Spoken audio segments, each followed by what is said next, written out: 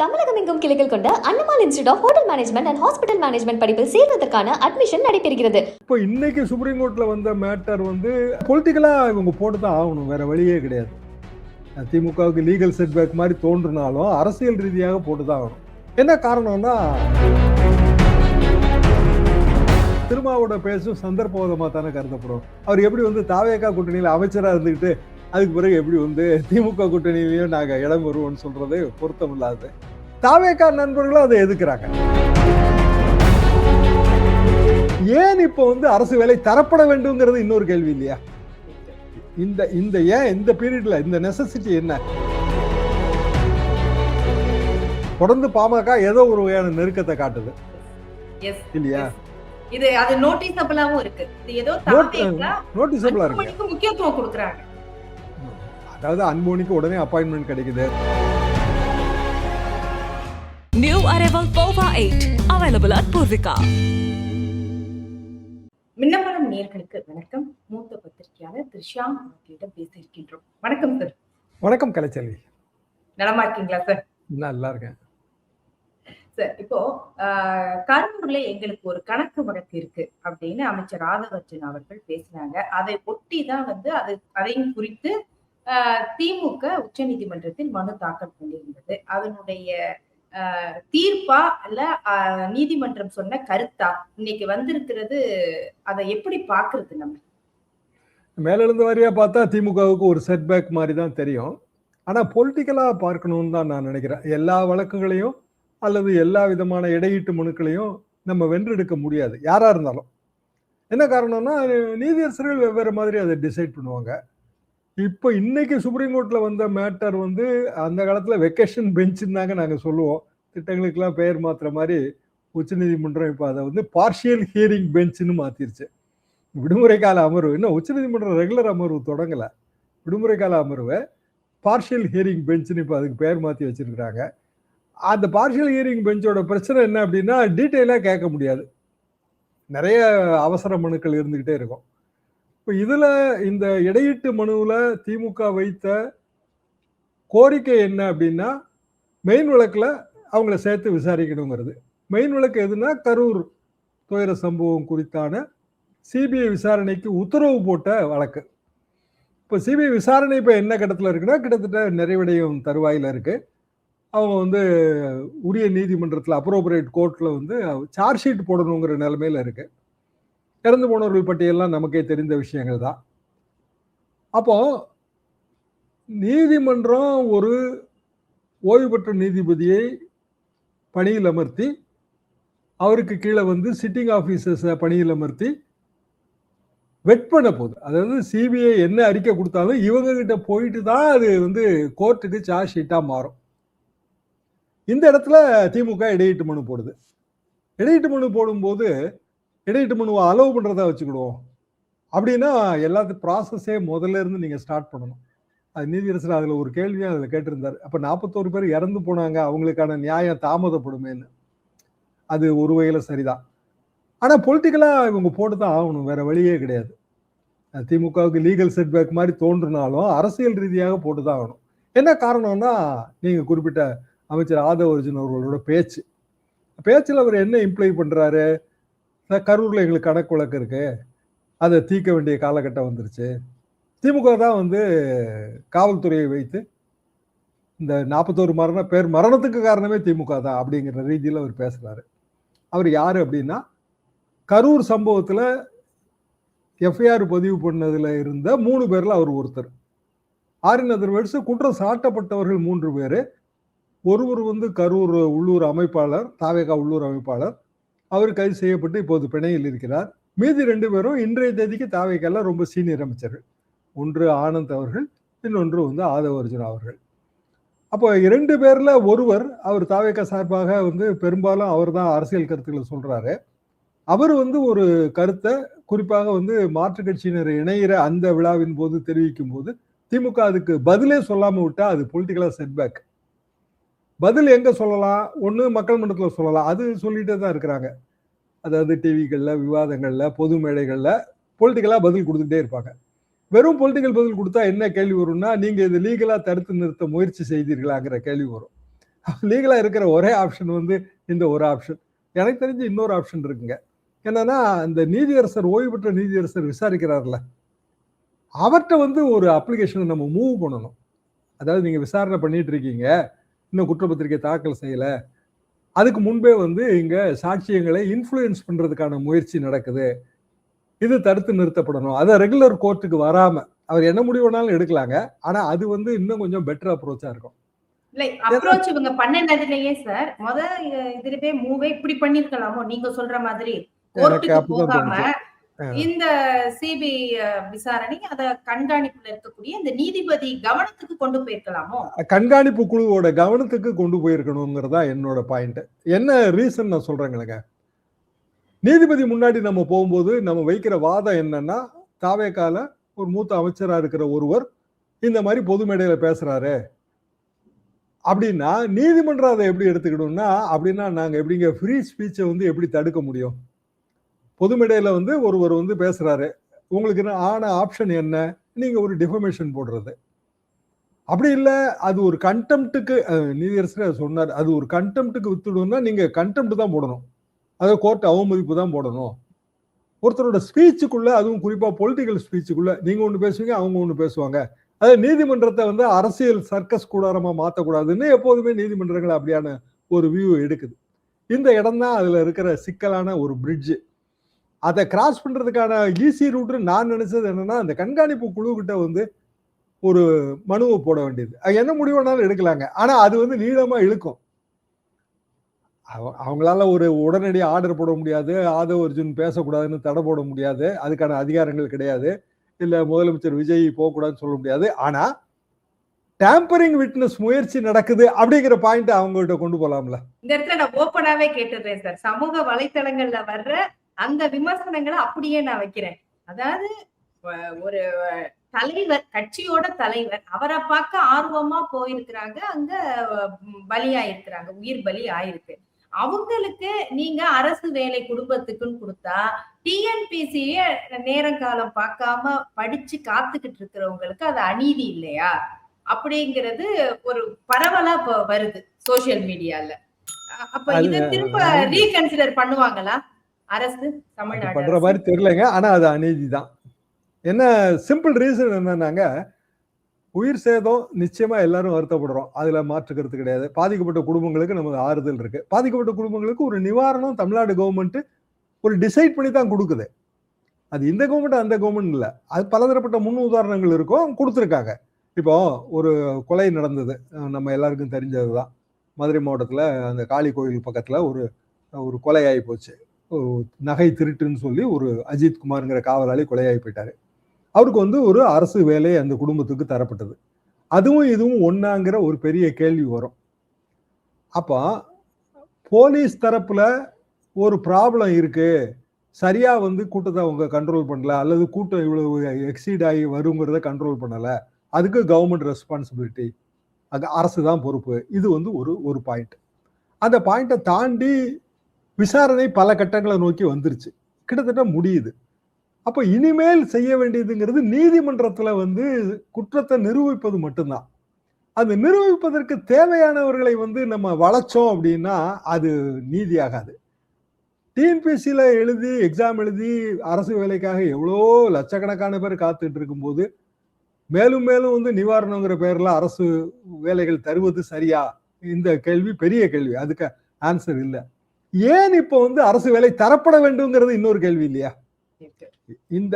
ஏன் இந்த பீரியட்ல இந்த நெசசிட்டி என்ன? உதாரணமா திமுக கவர்மெண்டே கன்னியூ ஆயிருந்ததுன்னா அரசு வேலை கொடுக்க போறாங்களா?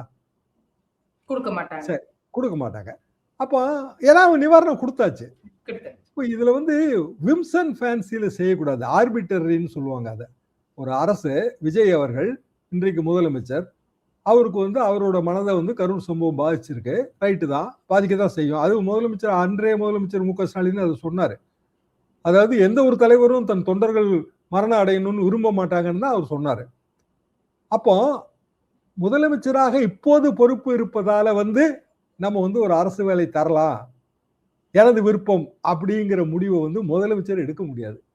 என்ன காரணம்னா அதுக்கான அதற்கான முன் உதாரணங்களோ மரபுகளோ இருக்காது. ஒரு தனிப்பட்ட மரணங்கள்ல அரசு வேலை கொடுப்பதையும் நம்ம பார்த்துருக்குறோங்க. இது வந்து ஜன நெரிசல்.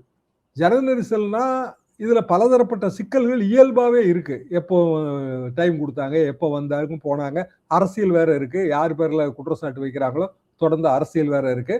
அதே கரூர்ல இதை முன்வைத்து நடந்த தேர்தல்ல தாவேகா வெற்றி பெறல. ஆனா தாவேகாவை தோக்கடித்தவர் திருப்பி தாவேகாவுக்கு போயிருக்கிறாரு. அதிமுக எம்ஆர் விஜயபாஸ். இவ்வளவு பெரிய அரசியல் குழப்பங்கள் அதுல நடந்து போச்சு. அப்போ இந்த மாதிரி சூழல்ல பொலிட்டிக்கலா பதில் சொல்ல வேண்டியது திமுகவின் கடமை, தாவேகாவின் கடமை. 2 பேரும் அவங்க பொது மேடையில செய்யறாங்க. ரைட்டு தான்.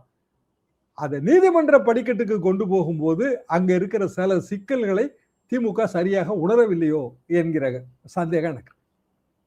சரி சார். அதே மாதிரி இவ்வளவு முரண்பாடுகளும் இருக்கு. அதாவது கரூர் எம்ஆர் விஜயபாஸ்கர் அவர்கள் அதிமுகவை சேர்ந்தவர் ராஜினாமா பண்ணிட்டு இணைகிறாரு தாவேகால. இப்ப 10ஆம் தேதி வரும் 10ஆம் தேதி சிஎம் அவர்கள் கரூருக்கு போறாரு. இந்த மாதிரி நிறைய முரண்பாடுகள்லாம் இருக்கு. அரசு செய்யக்கூடிய நடவடிக்கைகள்லயும் சரி, கட்சியா தாவேகா செய்யக்கூடிய செயல்பாடுகள்லயும் சரி. இந்த இடத்துலதான் திருமா அவர்களுடைய அந்த ஸ்டாண்டு வந்து எப்படி அப்படிங்கிற ஒரு அலசல் இருக்குதா சார்? கண்டிப்பா இருக்குங்க. திரும்பவுமே வந்து முன்னுப்பின் முரணா தான் பேசுறாரு. குழப்ப அரசியல் நல்லாவே தெரியுது. சரி, அமைச்சரவையில ஒரு அமைச்சர் பங்கெடுத்தாச்சு, வன்னியரசு அவர்கள். அமைச்சரவை கூட்டு பொறுப்பு.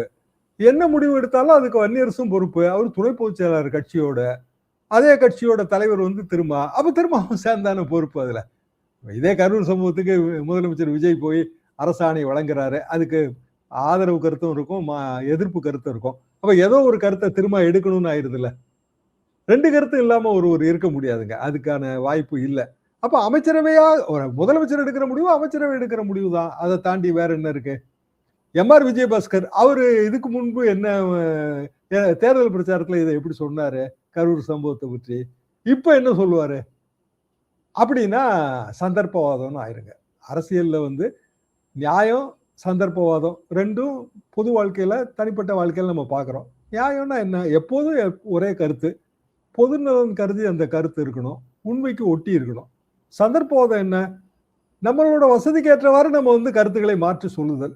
அப்போ திருமாவோட பேச்சும் சந்தர்ப்பவாதமா தானே கருதப்படும். அவர் எப்படி வந்து தாவேகா கூட்டணியில அமைச்சரா இருந்துகிட்டு அதுக்கு பிறகு எப்படி வந்து திமுக கூட்டணியிலையும் நாங்க இடம் வருவோம்னு சொல்றது பொருத்தம் இல்லாது. தாவேகா நண்பர்களும் அதை எதிர்க்கிறாங்க.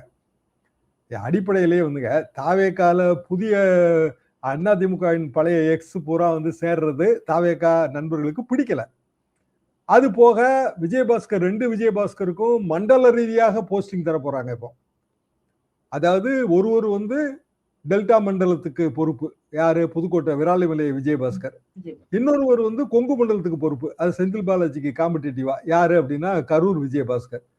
அப்படின்னா தாவேகால ரொம்ப காலமா பயணம் பண்றவங்க, விஜய் மன்றத்துல இருந்து வந்தவங்க, அவங்களுக்கு இந்த எண்ணங்கள் இருக்கும். அவங்க திருப்பி இவங்களுக்கு அடங்கி நடப்பாங்களா? அப்ப தாவேகாவோட அரசியலுமே வந்து அது பழையபாணி அரசியலா தாங்க போகுது. நெம்மேலிக்கு போறாரு, விஜய் போறாரு.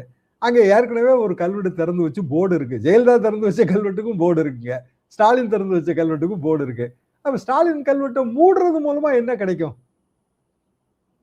இப்ப அவங்க வந்து ஒரு போராட்டம் அதுக்கு அறிவிக்கிறாங்க. 1 வாரத்துக்குள்ள நீங்க பழையபடி கல்வெட்டை கொண்டு வரல அப்படின்னா நாடு நடுநடுங்க ஒரு போராட்டம் அப்படின்னு சொல்றாரு. என்ன பயன் விளைய போகுது? சாதாரண மக்களுக்கு இதுல என்ன பயன் விளைய போகுது? அங்க இருக்கிறவங்களுக்கு ஸ்டாலின் திறந்து வச்சுன்னு தெரியாம இருக்குமா, இல்ல ஜெயலலிதா திறந்து வச்சுன்னு தெரியாம இருக்குமா? இப்படி வந்து டோட்டல் அரசியலே வந்து மீண்டும் மீண்டும் அதே பழைய நமக்கு தெரிந்த பழைய கெடுவட்ட சூழல்லையே இருக்கே தவிர அதை தாண்டி மக்களுக்கு நன்மை பயக்கக்கூடியதாகவே இல்லை. அதே சமயம் சார், இந்த ஸ்டாலின் உடனான நட்பு தொடரும். நீங்க சொன்ன அதே பாயிண்ட் தான் திருமா அவர்கள். ஒரு தடுமாற்றம், ஒரு குழப்பம், இந்த மாதிரி போகும்போது அவர் என்ன மாதிரி ஒரு சூழ்நிலை அவருக்கு இருக்குன்னு நம்ம எடுத்துக்கிறது. இப்ப கூட்டணி அப்படிங்கிறதுல எதுவுமே இல்லை அப்படிங்கிறாங்க. அன்னைக்கு தோழமை கட்சிகளுடைய கூட்டணியே நடத்தி இருக்கிறாரு விஜய் அவர்கள். அப்ப 2 பக்கமும் இந்த தடுமாற்றம் இருந்தாருன்னா அவர் எதை நோக்கி போறாரு? ஏன் அவருக்கு இந்த தடுமாற்றம் வருது? தாவேக அரசு அவங்க சரியான பாதையில போறாங்கன்னா இவருக்கு இந்த தடுமாற்றம் வர தேவையில்லையே. என்ன பிரச்சனை அவருக்கு?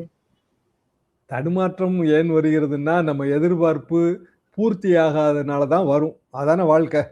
அரசியல் தடுமாற்றமும் அப்படித்தானே வரும். அப்ப திரும்ப எதிர்பார்ப்பது என்னங்கிறதான் கேள்வி. 2 பேர் தான் எம்எல்ஏஸ், ஒருத்தர் தான் மந்திரி ஆக முடியும். அப்ப திரும்ப வந்து மந்திரியா போறதுக்கு அவருக்கு விருப்பம் இல்லை. துணை முதல்வரா போறதுக்கு திருமாவுக்கு எல்லா தகுதி இருக்குன்னு அவங்க விசிகா வந்து தீர்மானம் போடுது, திருச்சி கிழக்குல நின்று ஜெயிச்சு துணை முதலமைச்சர் ஆகணும் அப்படின்னு. அது தாவேகாவோட முடிவு. தாவேகா எப்படி அதுக்கு சம்மதிக்குமாங்கிறதுலாம் யாருக்குமே தெரியாது. ஆனால் திருமாவுக்கோ அல்லது விசிகாவுக்கோ அப்படியான ஒரு எண்ணம் இருக்கு. சரி, அது அவங்க எங்க கட்சி கிளை சுதந்திரமா முடிவு எடுத்துருச்சுன்னு திருமா சொல்ல முடியாதுல்ல. திருமாவோட விருப்பத்துக்கு மாறாகவா வந்து கட்சி கிளை சுயமா தீர்மானம் போட்டுரும்? அதுக்கான வாய்ப்பு எதுவுமே கிடையாதுங்க. அப்ப எல்லா கட்சிகளோட எல்லா தீர்மானங்களும் தலைமையில இருந்து காட்டுற பச்சை கொடியை வச்சுதான் தீர்மானம் போட முடியும்.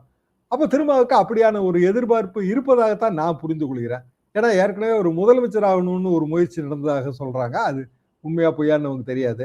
இப்போ துணை முதலமைச்சர் ஆகணுங்கிற அதுக்கும் அந்த இடத்துல பேச்சுல அவர் சொல்றாரு, இப்படியெல்லாம் என்னை பத்தி பேசினாங்க, அந்த மாதிரி முயற்சி நடந்ததை தடுத்ததே இந்த திருமாவளவன் தான். இதை யாராவது பேசுறாங்களான்னு கேக்குறாரு. நீங்க பேசுங்க சார்.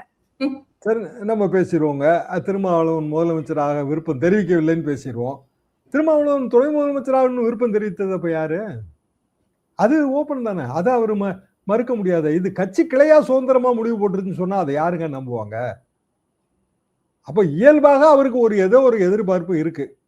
அந்த எதிர்பார்ப்பை பூர்த்தி செய்யக்கூடிய நிலைமையில தாவேகா இருக்கான்னு எனக்கு ரொம்ப சந்தேகம். காரணம், அவங்கள பொறுத்த வரைக்கும் கூட்டணியே இல்லாம விஜய் விசில் இந்த 2 விஷயத்துல 108 இடங்கள்ல வெற்றி பெற்றிருக்கிறாங்க.